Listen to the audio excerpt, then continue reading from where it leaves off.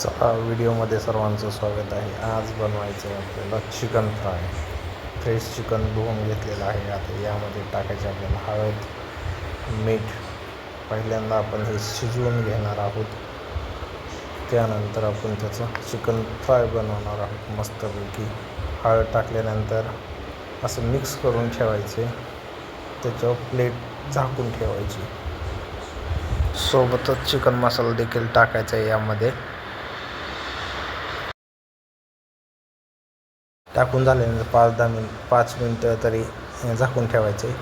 आता आपल्याला लागणार आहे कांदा. त्यासाठी आपण कांदा बारीक करून घेणार आहोत. कांदा बारीक करून घ्यायचा आहे.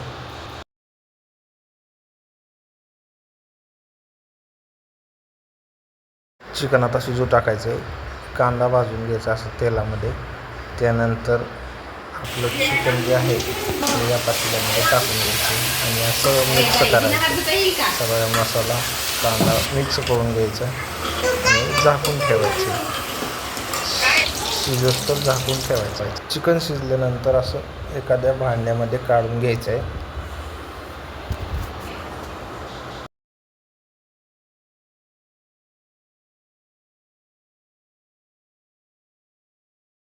यासोबत आपल्याला तीळ आणि फरसाणा लागणार आहे. तो मिक्सरमध्ये बारीक करून घ्यायचा आहे. तेल ओतून कढईमध्ये ठेवायचं आहे. तेल तोपर्यंत भाजेल. आलं लसूण पेस्ट देखील लागणार आहे. फरसाणा बारीक केलेला आहे. आता कांदा टाकून घ्यायचा आहे तेलामध्ये भाजून घ्यायचा आहे. सोबतच आपल्याला तो मसाला बारीक केल्यानंतर गाळून घ्यायचा आहे आणि सुहाना मसाला टाकायचा आहे. थोडंसं तिखट टाकायचं आहे यावरती. मसाला आपण टाकणार आहोत चिकन फ्रायमध्ये.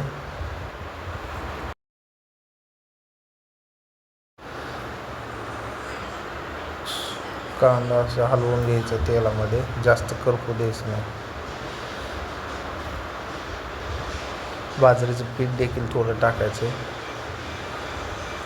आपण फरसाणा बारीक केला तो टाकायचा. थोडं मिक्स करून घ्यायचं. तिखट मसाला टाकून घ्यायचा आणि तो देखील यामध्ये मिक्स करून घ्यायचा आहे.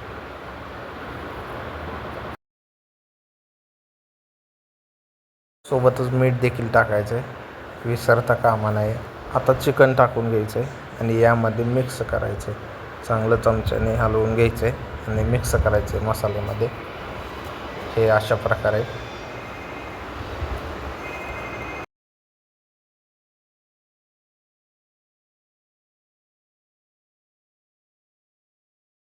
त्यासोबत मिठाचं सूप आहे ते थोडंसं टाकायचं आहे यामध्ये. थोडंसं सूप टाकल्याने चांगलं. वरून कोथिंबीर टाकायची अशी. नंतर हलवून घ्यायचं चिकन. कस्तुरी मेथी देखील थोडीशी टाकायची